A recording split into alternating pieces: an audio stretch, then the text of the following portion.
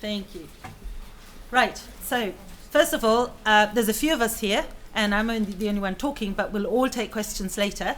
So I've got Will Barrett over there, and Martin Weiler over there. Paul Farley sends his apologies. He can be here today.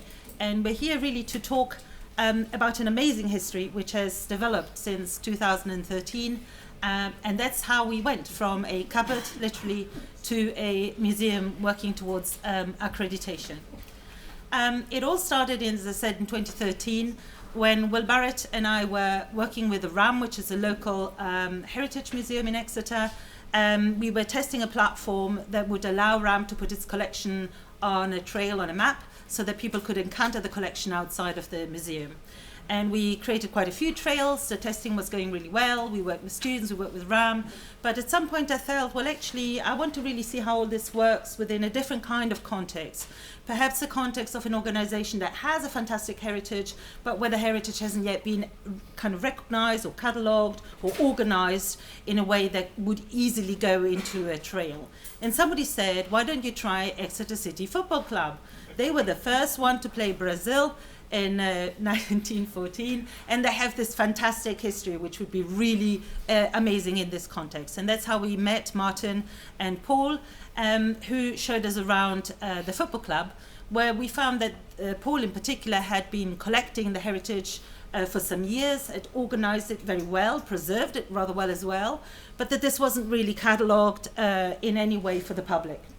And so we thought, well, actually, what we should do is start to think about a way to help this club and work with this club to arrive at something which is more structured and more organized, where they could use this amazing collection with their communities.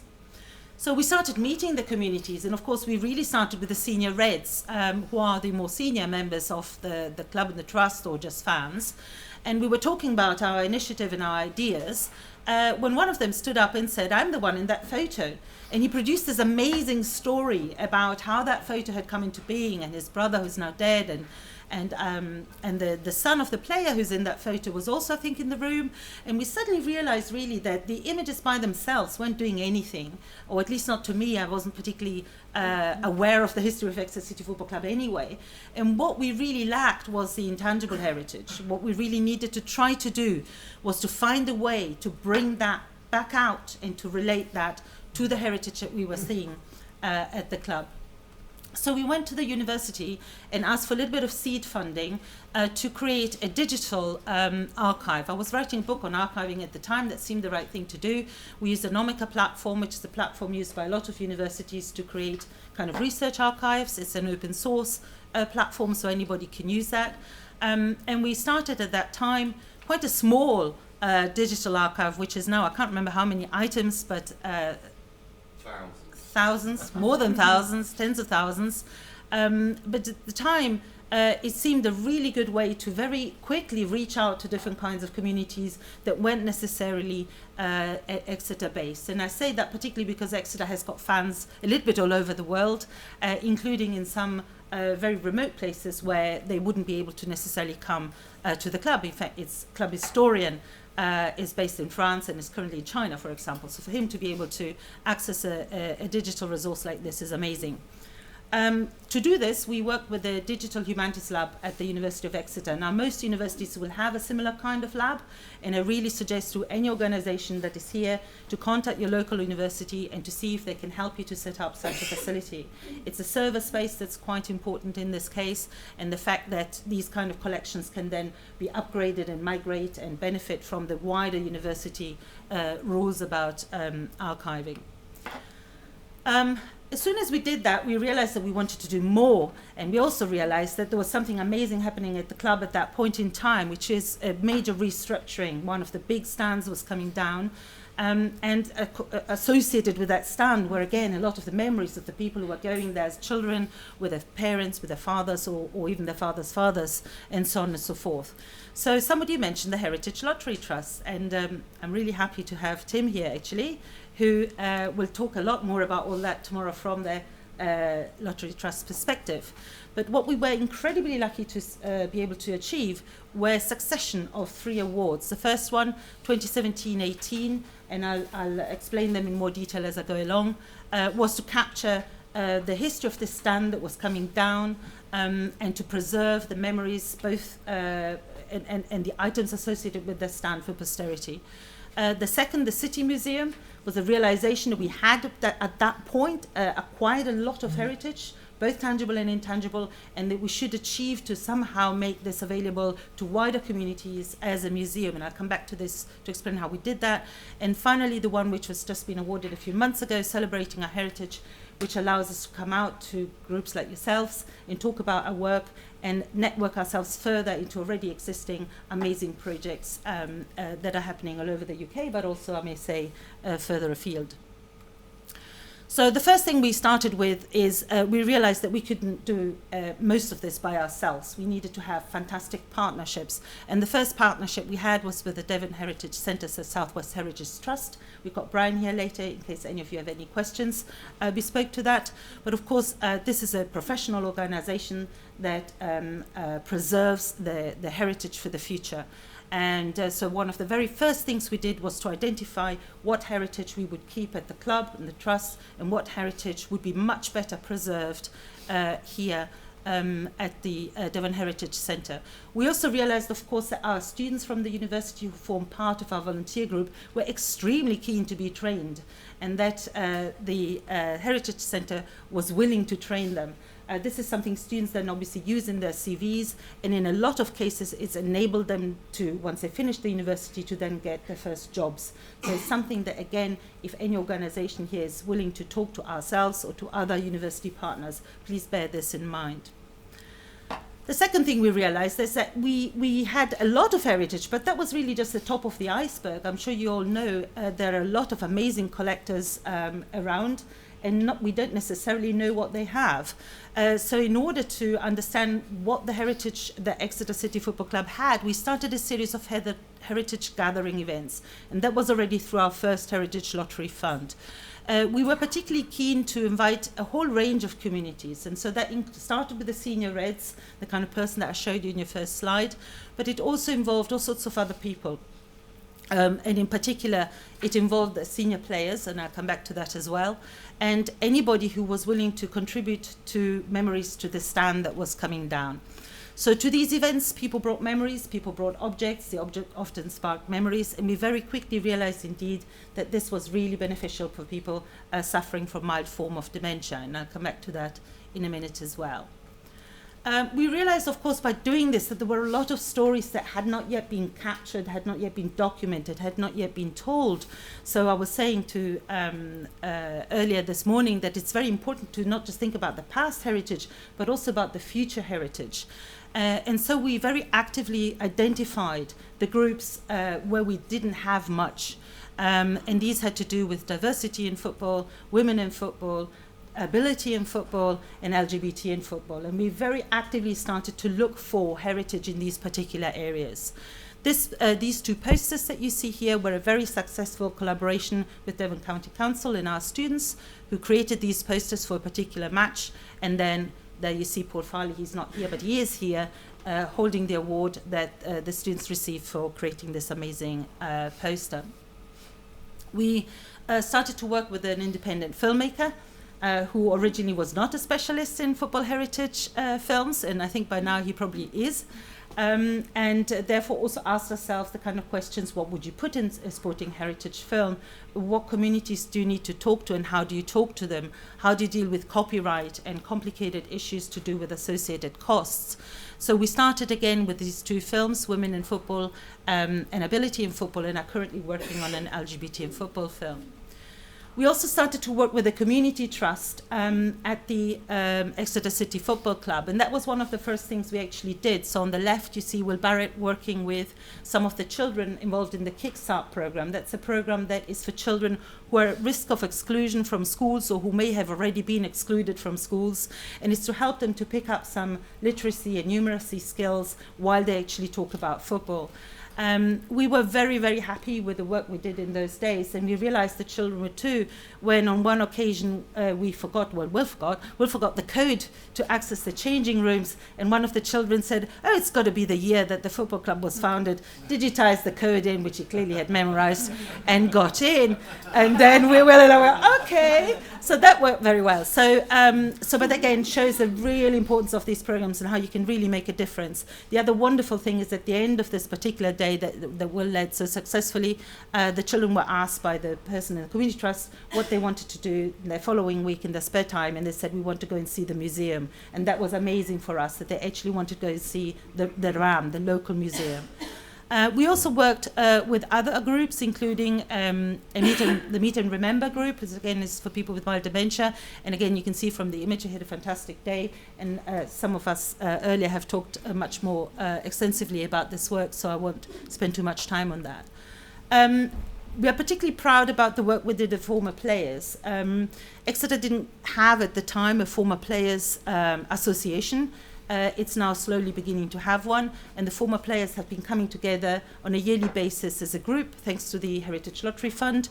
And on those occasions, we celebrate the sporting achievements, but also their help and their giving back to the community. Some of them are hailed as heroes, especially by the children at the club. And when they talk to us on camera, they bring back memories that start with football, but then go into all sorts of other places and are really much more about the fabric of society and how Britain and Exeter, of course, but Britain as a whole and the sport, of course, as a whole, has changed. I said before we started to have regular meetings with donors, first had to identify who these donors could be. Sometimes they contacted us. We have a medal, they have a cap. Sometimes they have massive collections. Sometimes they have collections about sporting heritage more widely. We invite them to come. We quite often try to put them on camera because in some cases they're people of a certain age, and we want to make absolutely sure that we remember that they help us to remember why they have that collection, where did they pick up certain things, how did they acquire them, what do they mean to them as collectors, so that we celebrate not just the heritage but also the figure of the collector and what they're trying to achieve, if you like. We then often consult with Brian again about what they preserve, what we can keep, what we can show, what is damaged, what needs repair, how do we catalogue things, and so on and so forth. And these are obviously hugely important things from a museological point of view. And here they are making a deposit at the Devon Heritage Centre. These deposits are absolutely crucial, and again, any organisation here who has amazing heritage, please talk to the experts, because we cannot make these kind of judgments by ourselves in this case. My own personal background is in performance and new media, so I was always very keen, going from that early trail that we developed, that we would keep on experimenting with technology. And of course, we haven't perhaps talked about that much in this conference yet, but maybe will in the future. There's a huge field there about how technology can work with sporting heritage organizations to recreate moments in matches, to restage certain things, to preserve them in other forms like virtual reality, and so on and so forth. And of course, these again could be very beneficial for certain social groups.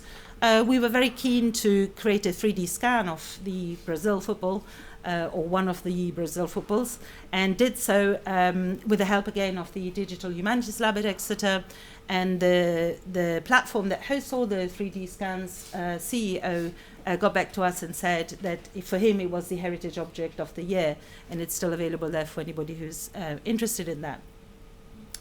Now, what I haven't said so far is at the heart of all this work, and we couldn't have done this without the people, is a fundamental relationship between ourselves, the club, the trust, and a huge and large number of volunteers. I think we started with a few volunteers, maybe 3 or 4, but over the years expanded, and we now have a very substantial group of volunteers. The student volunteers come and go year after year. Some of them, again, become professionals in the field, but the fan volunteers have stayed and have done an absolutely fantastic job. And hopefully we have done also a fantastic job for them in being able to, again, resurface lots of memories from the past and attach them to heritage, which is now increasingly visible at the club. I mentioned these 3 awards before, so we're now going to look at some of the results of these 3 amazing HLF awards. And this is the consequence of our second award, where we thought we have so much heritage, we really want to put it on display so we can benefit different kinds of communities. And the club very generously let us use a room, which we now call the ECFC Museum Room. And here you see it's got conventional display items of various kinds, but also 2 cabinets where anybody with a collection could display. So if any of you are interested in displaying something at Exeter, let us know. This is part of our museum accreditation program, is to not just host our own collection, but to really try and understand what is a sporting heritage collection, what is a private collection, what is a family collection, what is a collection of cartoons. You know, how do you then write interpretation for them? How do you relate these items to the ones that you have? And as you can see, and as we've all seen this morning, the children love touching the cups. It's a fantastic photo opportunity for them. We also were able to create some panels in the hospitality area of the club. It's very important to remember while I'm talking about this project that we don't have a bespoke building. We are working in the club. We're working in the stadium. The stadium is used as a stadium primarily. We are hosted there, and we're very grateful for that, but everything we do has to work for the people who work there, and that's obviously the trust the clubs and the corporate side of things.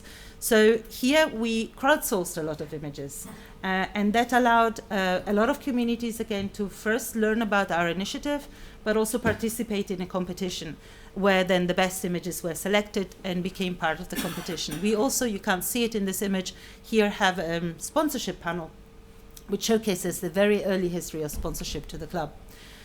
We were contacted roughly around this time by a well-known football photographer who's World Cup photographer and FIFA consultant and photographer, Peter Robinson, and we're able to pay him through a separate Arts Humanities grant to photograph the stand that was coming down. I would recommend to work with professional photographers because the kind of images they realize are very different from the kind of images that you may have already, or certainly that we had already. And that also prompted us to think and talk to him about how football photography has evolved over the years, how it's changed. When Will and I are curating an exhibition at the moment of Express and Echo images, Express and Echo being the local Exeter newspaper, we noticed that the original photos looked like Greek tragedies, all in black and white with lots of action, and the more modern photos look like American Hollywood film with a star actor shot from the front, and it's just their own personal drama. So again, if you engage with the people who wrote these early histories, they will be able to tell you a lot about how football has changed over the years. We were very keen to create what we call a distributed museum. So not a museum which is only in one place, but which is everywhere, so that people who go in various parts of the stadium could see their heritage where they sit. And they didn't have to go somewhere bespoke for that. So we were keen to create an outdoor exhibition. Again, all these things are part of the Heritage Lottery funded projects, and we move from panel to panel by 10 and 10 years. So you go from black and white panels to today.